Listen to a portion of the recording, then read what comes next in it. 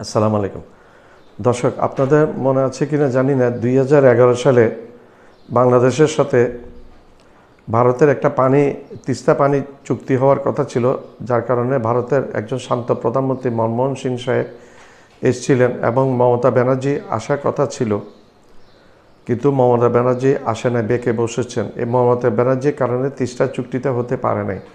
আমি আগেও বলেছি, আমার ভিডিওতে বর্তমানে বলেছি, বাংলাদেশের যদি মোদি একজন শত্রু থাকে বাংলাদেশের জন্য, ভারতের মধ্যে মোদি যদি বাংলাদেশের একজন শত্রু থাকে, দ্বিতীয় প্রধানতম আরেকটা শত্রু হচ্ছে এই মমতা ব্যানার্জি।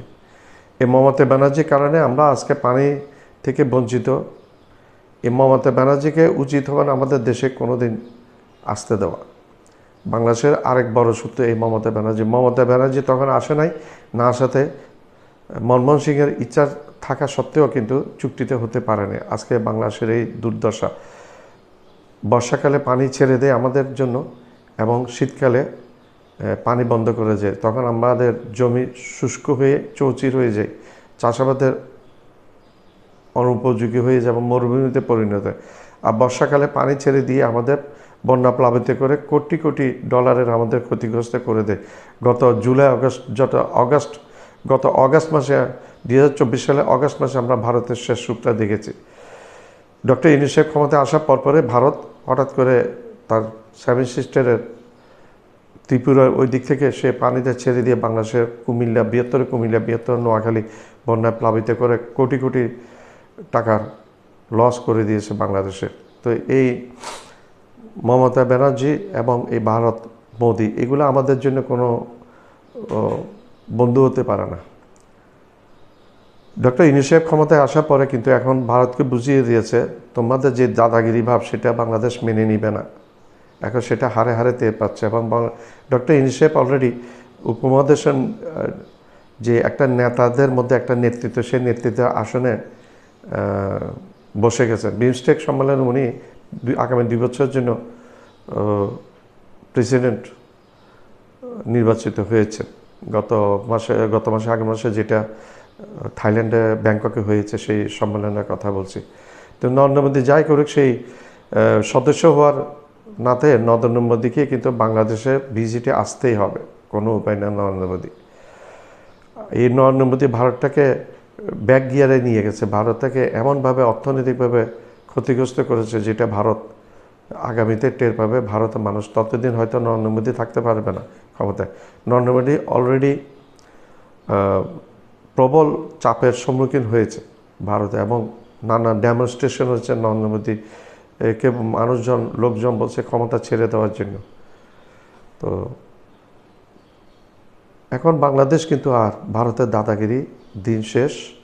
বাংলাদেশ এখন উঠে দাঁড়িয়েছে। বাংলাদেশ চীন এবং পাকিস্তানের সহায়তায় একটা সামরিক জোটও গঠিত হবে ইনশাল্লাহ, এবং সেখানে তুরস্কও থাকবে। তুরস্ক, চীন, পাকিস্তান, বাংলাদেশ একটা সামরিক জোট গঠিত হবে। ভারতের দিন, সে দাদাগিরির দিন শেষ। ভারত কয়টা দেশে? ভারতের একটা দেশে ভারতের বন্ধু দেশ নেই। চীন, পাকিস্তান, বাংলাদেশ, নেপাল, ভুটান, শ্রীলঙ্কা, তারপর হচ্ছে মালদ্বীপ, এদিকে বার্মা, ইন্দোনেশিয়া, তালেবান শাসিত আফগানিস্তান, কোনোটাই এখন ভারতের আর বন্ধু নেই। ভারত প্রচণ্ড একটা চাপের মুখে আছে, এবং ভারতের চিকেন নেক নিয়েও ভারতের ঘুম হারাম। ভারতের নরেন্দ্র মোদী হয়তো রাত্রে ঘুমাতে পারেন কিনা সন্দেহ আছে। তো যেটা বলছিলাম, ভারতের সে দাদাগিরি শেষ, ভারতের আর এখন স্বাধীন বাংলাদেশ। দক্ষিণ এশিয়ার ভূ রাজনীতিতে বাংলাদেশ বহুদিন ধরে মৌনমিত্র ভারতের বৃহৎ স্বার্থকে গুরুত্ব দিয়ে চলা এক সতর্ক প্রতিবেশী। কিন্তু সময় বদলেছে। সম্প্রতি ঢাকা যে ভাষায় নিজের অবস্থান জানাচ্ছে, তা সরাসরি না হলেও স্পষ্ট করে দিচ্ছে বাংলাদেশ এখন সমমর্যাদার সম্পর্ক চায়। আর এর পেছনে নতুন একটি ফ্যাক্টর যোগ হয়েছে ডক্টর মোহাম্মদ ইউনূস।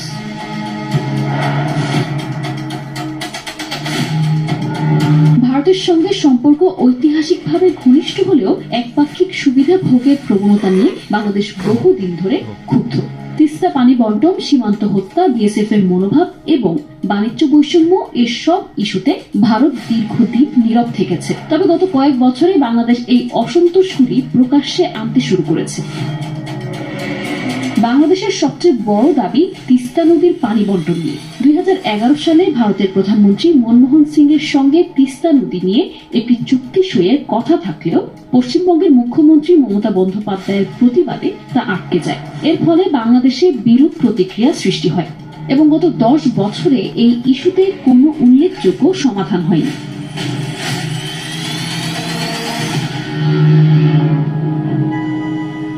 ভারতের সীমান্তরক্ষী বাহিনী বিএসএফ দ্বারা বাংলাদেশি নাগরিকদের হত্যার বিষয়টি গত কয়েক বছরে আবারও আলোচনায় এসেছে। 2019 সালে ভারত বাংলাদেশ সীমান্তে 38 জন বাংলাদেশি নাগরিক বিএসএফ এর হাতে নিহত হন, যা ভারতের কূটনীতিক সম্পর্ককে প্রশ্নবিদ্ধ করেছে।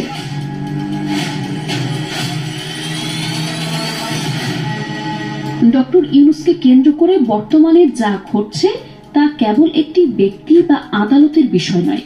আন্তর্জাতিক মহলে তাকে ঘিরে যে ঐক্য তৈরি হয়েছে তা ভারতকেও ভাবতে বাধ্য করছে। কারণ ইউনূস এখন এক ধরনের নৈতিক কর্তৃত্বের প্রতীক, যিনি দক্ষিণ এশিয়ার বিকল্প উন্নয়ন ও নেতৃত্বের মডেল হয়ে উঠেছেন। ডক্টর ইউনূসের গ্রামীণ ব্যাংক মডেল আজ বিশ্বব্যাপী আলোচিত এবং প্রশংসিত। গ্রামীণ ব্যাংক এখন পর্যন্ত 13 মিলিয়ন দরিদ্র মানুষকে ঋণ দিয়েছে, যার মধ্যে 95% নারী। একাধিক গবেষণায় দেখা গেছে ইউনূসের সোশ্যাল বিজনেস মডেল বিশ্বের অনেক দেশে দারিদ্র্য দূরীকরণে সফল হয়েছে।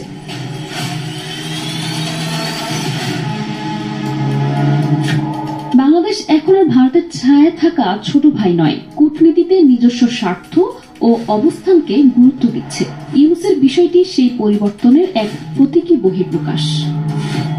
গত কয়েক বছরে বাংলাদেশ অনেকগুলো কৌশলগত পদক্ষেপ নিয়েছে, যেমন ভারতের সাথে বাণিজ্য সম্পর্কের উন্নয়ন, একই সাথে চীনের সঙ্গে সম্পর্ক আরো গভীর করা। চীনের সঙ্গে বাংলাদেশ একটি $15 বিলিয়ন বাণিজ্য চুক্তি স্বাক্ষর করেছে, যা ভারতের জন্য এক ধরনের কূটনৈতিক সংকেত। 2020 সালের তথ্য অনুযায়ী ভারত বাংলাদেশ বাণিজ্য বেড়ে $18 বিলিয়ন পৌঁছেছে, কিন্তু বাংলাদেশের চীনের সাথে বাণিজ্য $11.8 বিলিয়ন ছাড়িয়েছে, যা চীন বাংলাদেশ কূটনৈতিক সম্পর্কের শক্তিশালী অবস্থানকে নির্দেশ করে।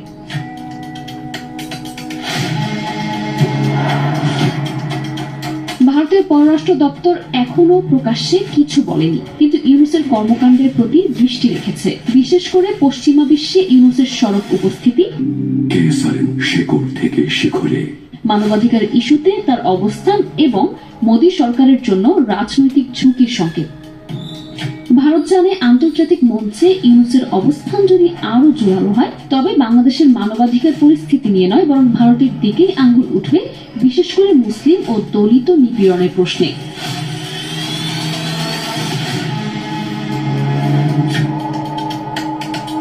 নরেন্দ্র মোদীর নেতৃত্ব যেখানে জাতীয়তাবাদ ও সংখ্যাগরিষ্ঠতার রাজনীতি চর্চা করে, সেখানে ইউনূস অন্তর্ভুক্তিমূলক উন্নয়ন ও মানবিক মূল্যবোধের পক্ষপাতী।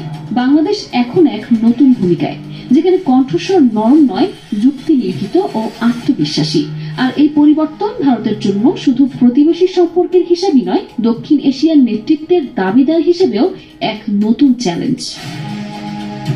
আসসালামু আলাইকুম। আমার ভিডিওটা আপনারা লাইক করবেন, শেয়ার করবেন, সাবস্ক্রাইব করবেন। সাবস্ক্রাইব করতে ভুলবেন না। সাবস্ক্রাইব করলে হবে যে কি, আমি উত্তর নতুন ভিডিও আপনাদের সামনে নিয়ে হাজির হতে পারবো এবং অনুপ্রাণিত হব। অনুপ্রেরণার একটা বড় জিনিস আপনারাই হচ্ছেন আমাদের অনুপ্রেরণা। আমি কোনো পয়সার জন্য এই ভিডিওগুলো করি না, শখের বসে ভিডিওটা করি এবং আমি চাই আমার ভিডিওটা সব জায়গায় ছড়িয়ে পড়ুক।